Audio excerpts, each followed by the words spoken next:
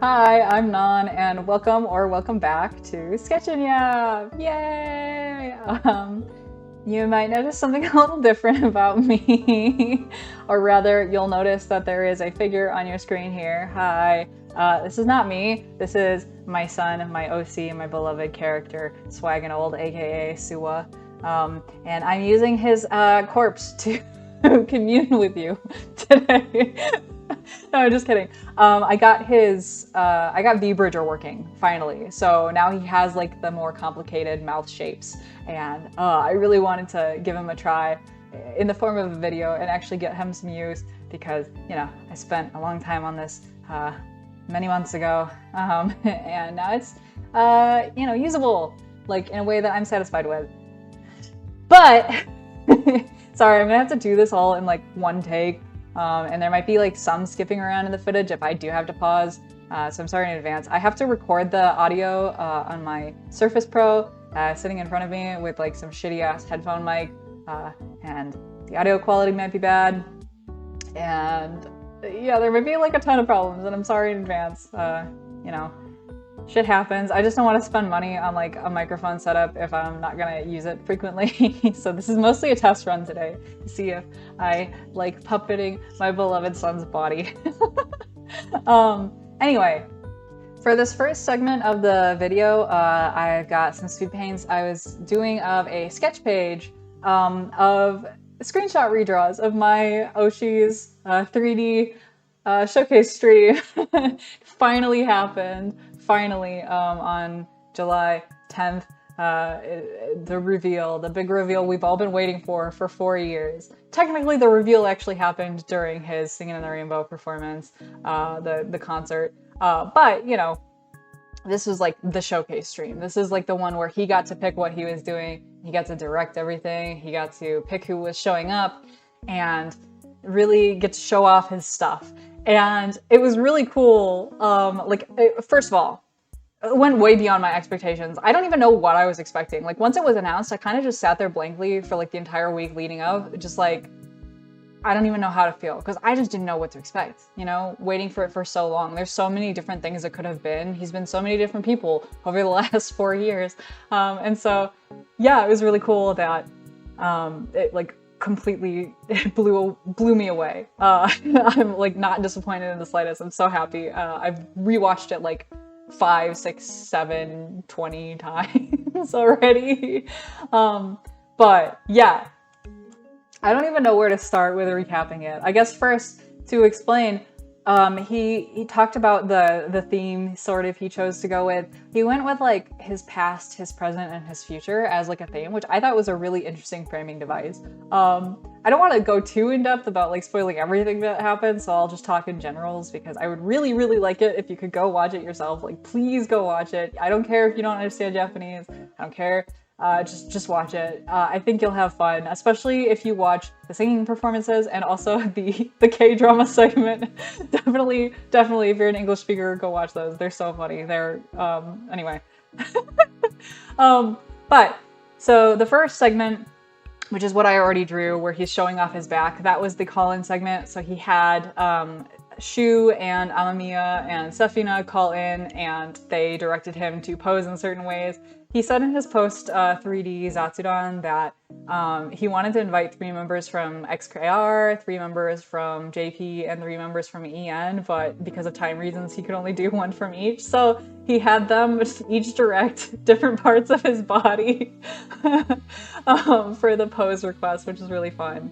And yeah, we got to see him interacting with Suhakuas for the first time. It was very funny that he kept including them in like every segment. He clearly loves Suhakuas, and Suhakuas love him. So, and the second segment, which I'm drawing from right now, was baseball. That was like his quote-unquote past segment. He wanted to be a baseball player when he was a kid. He wanted to go pro, but he had to stop due to injuries and because people around him discouraged him from doing that, and because he stopped that, that led to the path of him becoming a VTuber. But for this segment, it was really fun watching him roll around. It was fun watching his dark Suha alter come out in pitch. He said again in his post 3D Zatsu that management wouldn't let him do the pitching himself because they were worried someone would get hurt. It was really funny watching Inami explode. He said he added the explosion because he really likes the explosions that they do in Niji 3D debuts, and I thought that was really funny. And yeah, very fun segment. And the singing segment afterwards was really fun. You'll see in the next thing that I drew. That's from that. But there was a scene where like he was mirroring each of their poses. So he like went to Inami and mirrored Inami's pose, and then Ness, he did Ness's pose, and then Hoshirube held up his hands for a high five, and he just completely missed it and like kept dancing.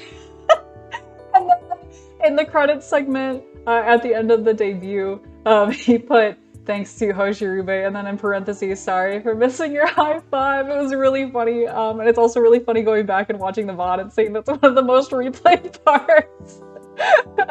But their song performance was really, really cute. I loved how they sounded together. Like their voices sounded great, and it was just super adorable. I liked the way that they were dancing all happy. Suha said he danced like a drunk uncle on purpose.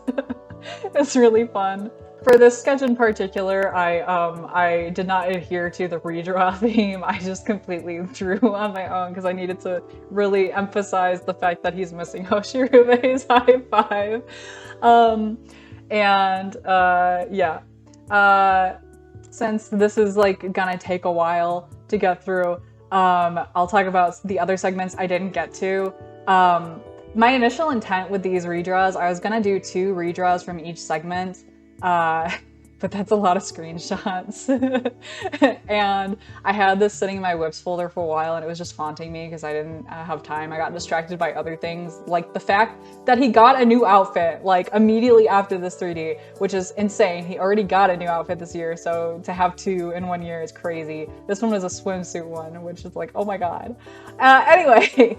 Yeah, the next segment was his present segment, and so he talked about how he wants to do directing, but his present was like how he goosed around with his liver friends. And the next segment was a zombie movie parody with Genzuki and Chigusa and Sister Claire, and that was very fun.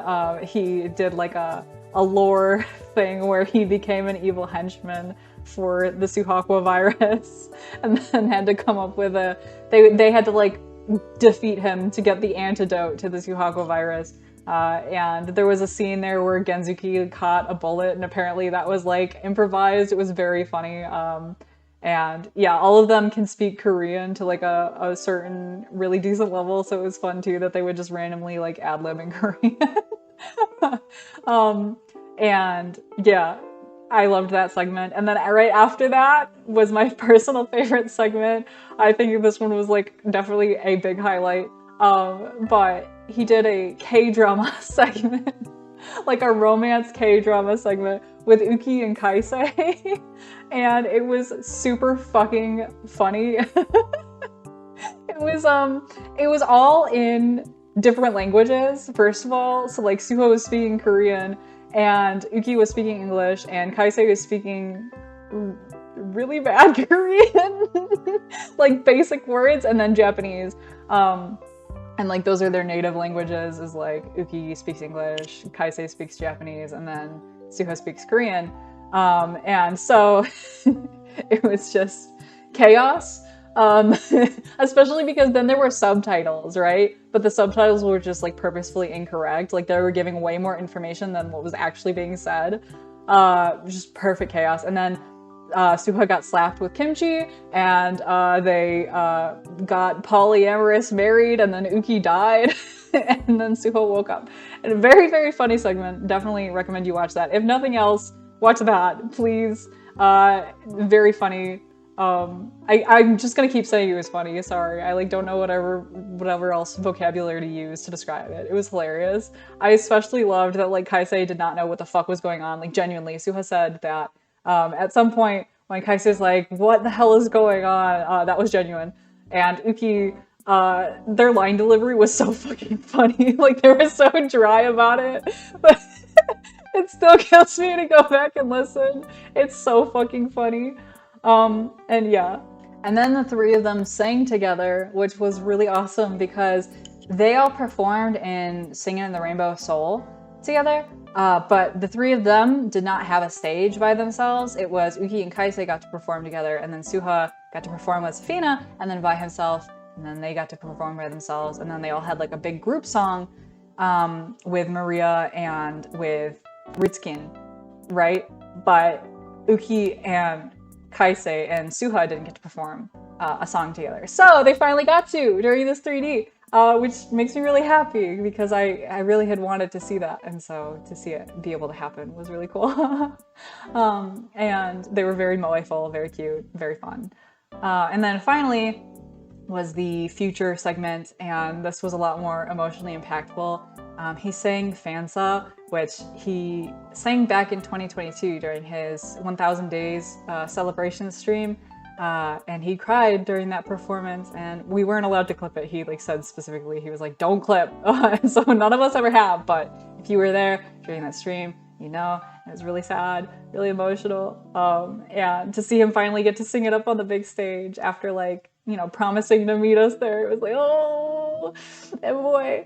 And then he transitioned into Boku no Koto, which is a really, really emotional song. And he sang it in falsetto, which made me really happy because he said, even in his post 3D Zatsudan, he mentioned how he doesn't really like his falsetto voice, but I personally love it, and I think it's really beautiful. And so it made me happy to see that he got the confidence to sing that in falsetto. And it was a great follow-up to his Singing in the Rainbow performance.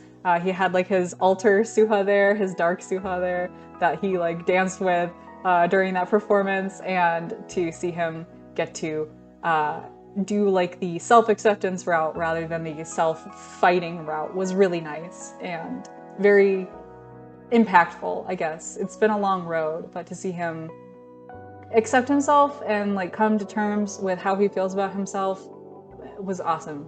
So it was also really cool to see that these were like all interconnected with an interview style segment with Kanae, his Oshi, who's also another Niji Sanji liver, and like one of the biggest ones.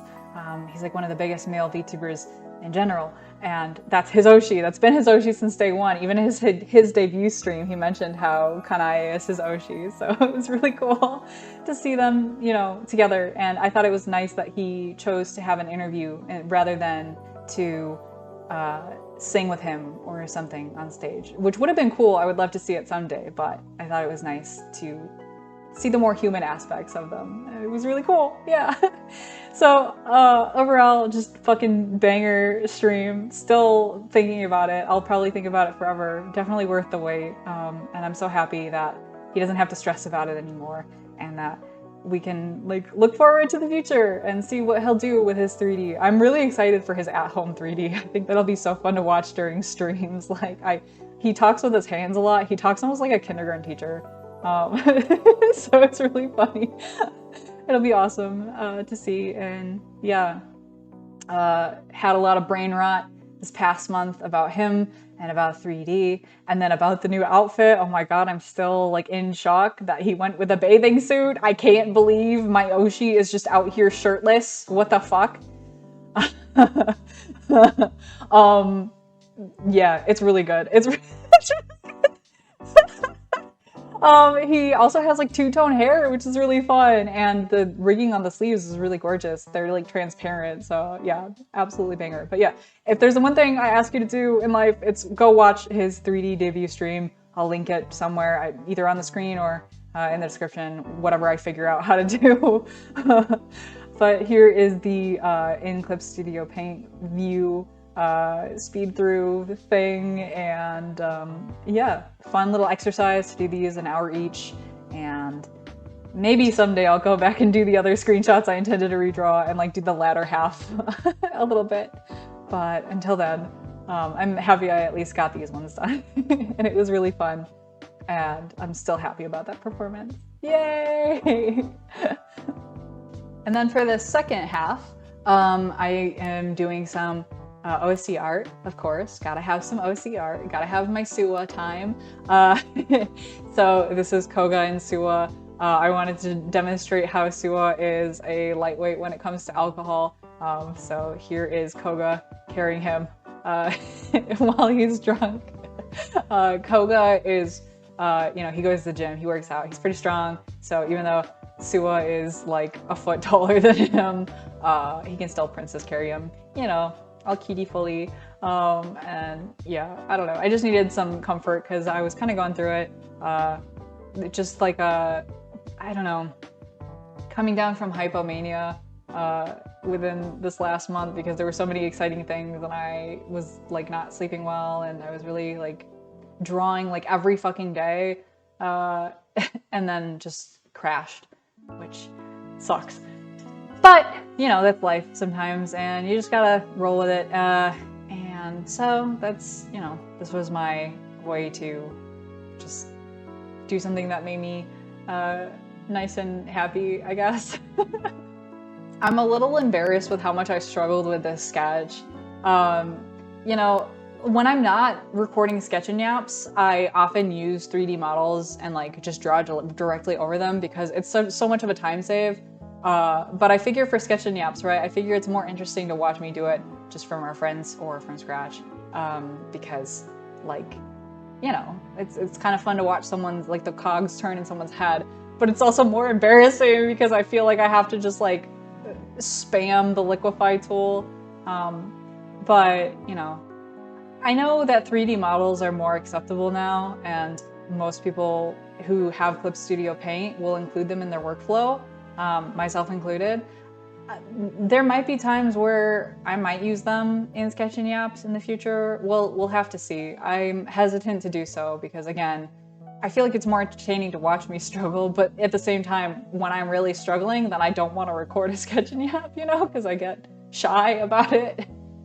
But yeah, you'll have to let me know if that's like something that would be cool or not. I don't know. It's good practice though to not use the 3D models, like trying not to rely on them too much and trying not to rely on tracing and stuff like that because, you know, being able to figure out where to put proportions is good studying.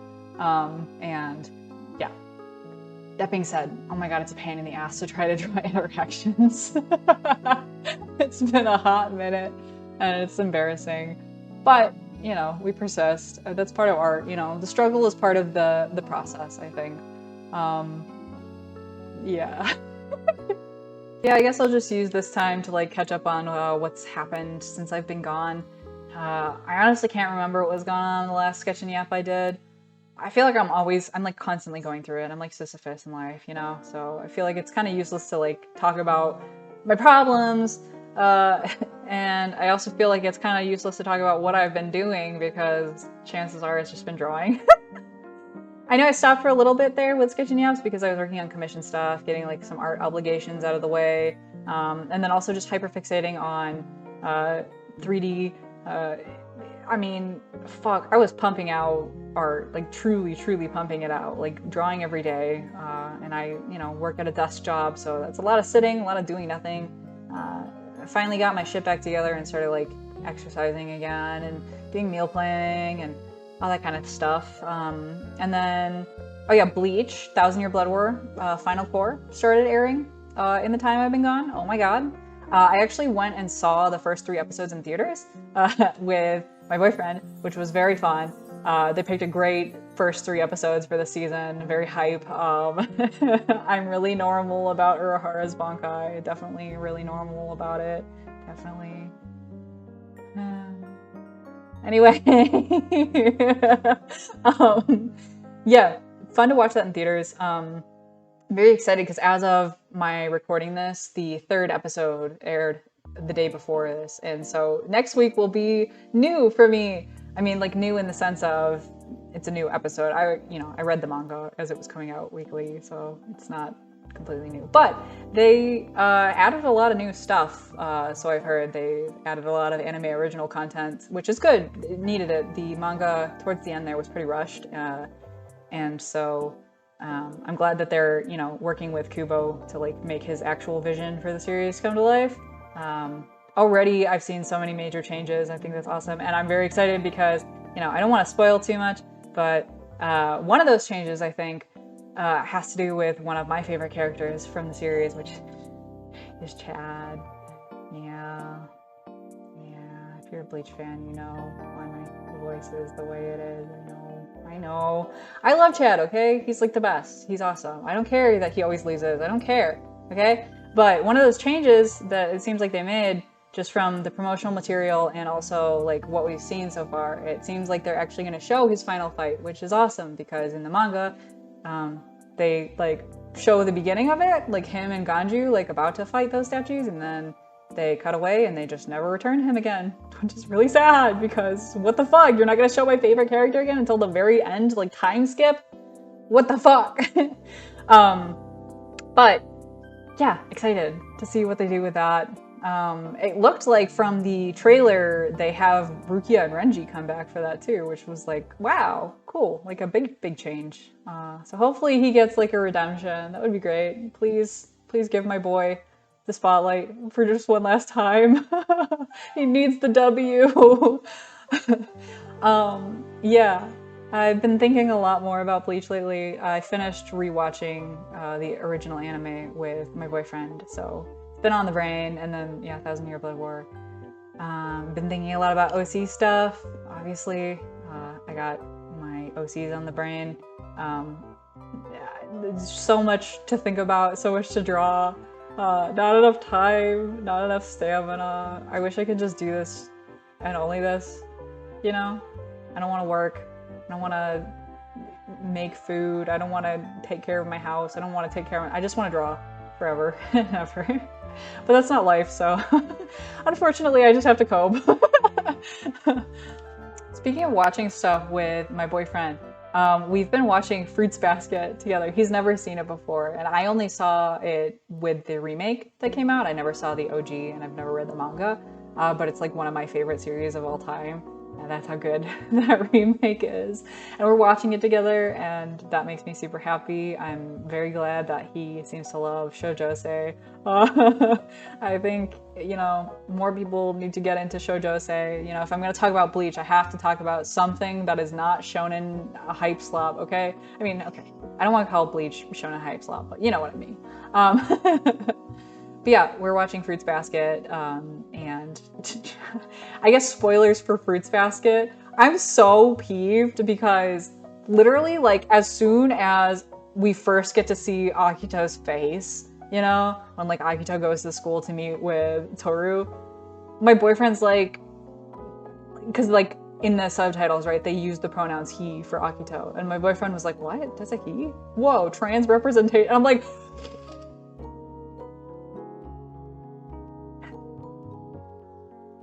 babe, you're supposed to just take it at face value. Babe, you're supposed to take it at face value. Babe! That's like the biggest twist!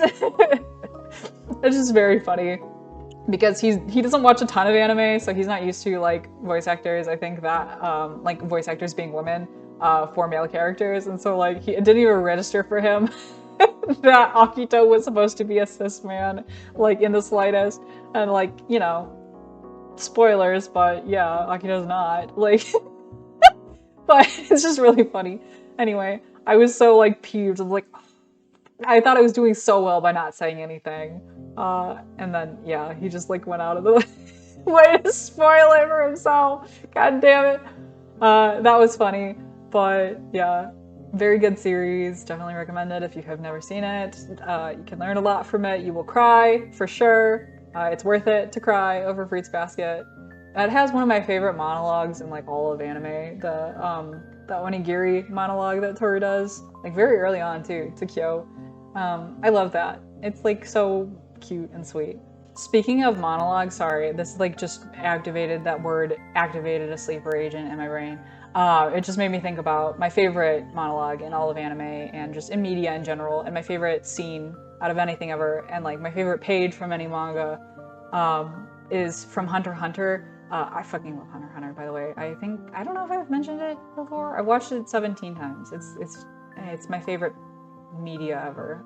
It's like genuinely one of the most emotionally impactful series for me ever. But there's a specific page in the manga where Kite and Koala are talking after Gon came to visit Kite and like apologize, and Koala says something like, sorry for trying to run away, I'll keep living through the pain, so that when I die, I can say I did the best I could, or something like that. Like that's like the line. And on that page in the manga, right, the line work is really not good. It's like very, very poor quality art, by Togashi's standards. But like knowing that at that time Togashi was going through like the worst back pain possible, like basically working through a broken back, and like everybody had been giving him a hard time because he kept going on hiatus, and people would joke about, oh, it's called hiatus instead of Hunter x Hunter. Seeing that page with that quality art and that line, it makes me like choke up just like talking about it. Fuck. Sorry, completely random tangent, just like talking about art that impacts me deeply. But yeah, that page really means a lot to me, and I think everybody can learn from that. Don't try to run away. You know, it's hard sometimes in life, but keep living so that when you do die, you can say you did the best you could. Don't run away. Don't do it. Anyway, sorry, I choked up because I said the word monologue and thought about Hunter x Hunter. It's such a good page, though. It's such a good page. It's one of those things where understanding the context of the art makes it so much like better. There's so many things like that, so many pieces like that. I've talked about this in my own life before. I don't know if I've ever mentioned it on this channel, but one of my favorite art pieces of all time is Electric Fan by John S. Boscovich. And oh my god, please, if you've never heard of it, look into it, look into the context. You'll see it and you'll think, you'll scoff, you'll be like, fucking stupid ass fan, like why would this be considered art? And then you find out the context, and just I can't even think about it without getting choked up, honestly. Very, very profoundly impactful piece of art. One of these days I would love to just talk about art like in general, I guess, like pieces I find impactful, art styles I find impactful, all that kind of stuff. I may not seem like it because all I draw are like gay anime boys, but I really am passionate about art, especially like art history, especially learning the context behind pieces. I don't know. I think people are so quick to write off a lot of art, especially modern art, and I think what's important to modern art is usually the context rather than like the technical skill level involved. And to me, that is emotionally resonant and moving in a lot of ways. And like, don't get me wrong, there's some artists that I find fucking pretentious as hell, and there's a lot of art pieces I find pretentious as hell. But to me, they still are art, and I think they have merit in learning about them and, you know, studying them and appreciating them, even when we think they're fucking ugly and stupid and pretentious. I think being able to separate those things in your brain, like whether something is art and whether something is good art, are two different things completely. I don't know. I don't like to discount things on the basis of them not being art. I think that's not a good habit to get into, because it's one of those situations where, unfortunately, you know, people call it the slippery slope fallacy, but to me, it's not really a fallacy. I think that slope can get pretty slippery when you start dictating what is and isn't allowed to exist as art. There's actually a great video essay about this by Jacob Geller. I think it's called like Who's Afraid of Modern Art or something like that. Very fantastic video essay. I definitely recommend it if you've never seen it before. Really reframed modern art for me personally. Sorry, strange tangent to go on while I'm drawing what amounts to yaoi. But, you know, it's all interconnected in that way. I think you can, you know, draw one thing or be passionate about drawing one thing or like making a certain type of art while being able to appreciate other types of art, you know? Like lots of different types. Yeah, anyway. Shit. I don't even know where to go from that, to be honest. I like complete tangent on this one. But I guess that's the point of sketch and yap, huh? I truly am yapping. This mouth do yap. Yeah, I don't know. Expectations, I guess I'll talk about this. Expectations for where my channel will go after this. I don't know. Mentioned it before, but yeah, this is for like me to relieve stress. If I'm not feeling up to doing these, I don't want to push myself to. For a little bit, I was pushing myself to do these like bi-weekly, but I don't know if that's really realistic for me. I could, but I think I don't want to. I really just want to do these, I guess, like as I feel like it, especially because, you know, I don't really have that much to talk about usually. Like I've said, you know, life is not super interesting, and I'm afraid I'm gonna start repeating topics if I don't have anything super interesting to say. Um, I guess I could consider doing themed ones. I know last time I mentioned wanting to do one about Bleach and just like yapping about Bleach. I still want to do that at some point. I think probably after 1,000-Year Blood War ends, I think that would be good timing. And maybe just like build up a stockpile of drawing fan art. There's a lot of characters who, despite you know, loving the series for 18 years, I've never drawn. In fact, most characters I've never drawn. There's like 600 of them with names in that series, and I can name all of them. Fuck. But you know, a lot of character designs that I really like that I've just never gotten around to drawing. And I'm finally at a level in my art now where I feel like I could at least try to draw them and like not embarrass myself, because Kubo is like one of my art gods and I just don't want to bring shame upon his characters. I tried drawing Orihime the other month. I think I showed that in my last sketch in Meowp, and then I just recently tried drawing Urahara, as shown previously. Urahara Bankai. Anyway, but yeah. I'd love to do that still. I think like I said, I'm gonna wait though until after 1,000-Year Blood War finishes airing, and I'd love to do one about like art inspirations. I'd love to do more character design stuff. I'd love to do an OC intro to Koga maybe finally. I had other OCs that I was gonna introduce, but genuinely, I have not drawn any of them for like a fucking year at this point because I've been completely brain rotted by Koga and Suwa.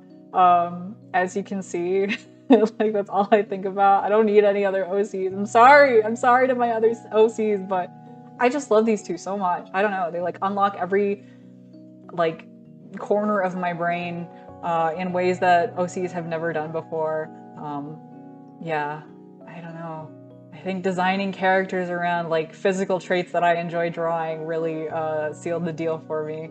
Normally I'd try to design them based around like their world circumstances or whatever plotline I thought of them, you know, for. But these guys don't really have a plotline. They're just there to look pretty. So sure, shit. I mean, just draw them however. Draw them being gay. That's like what I do 99% of the time. But yeah, I'm very happy that I got V-Bridger working so that I could try out this Suwa model. It feels strange to see myself inhabiting him because again, it's not me. This isn't Asona, this is a completely distinct character. And I'm truly just puppeting his corpse right now. The implication that he's dead. I'm just piloting his body, okay? He's like my OC mech suit right now. But I really wanted to try using it just once. I've done like short little videos here and there, but to actually like use him in a video makes me very happy. I can see all the flaws with the rigging, but I'm still really happy with it, and I'm proud of myself for being able to not only draw but also rig a live 2D model all by myself with no practice. So I'm glad I got to show him off. I don't know if I'll use him again, but it was fun to try, at least this time, and I'm sorry that this was even more aimless than usual, but, you know, completely unrelated, distinct drawings this time, so not really easy to have like a through line.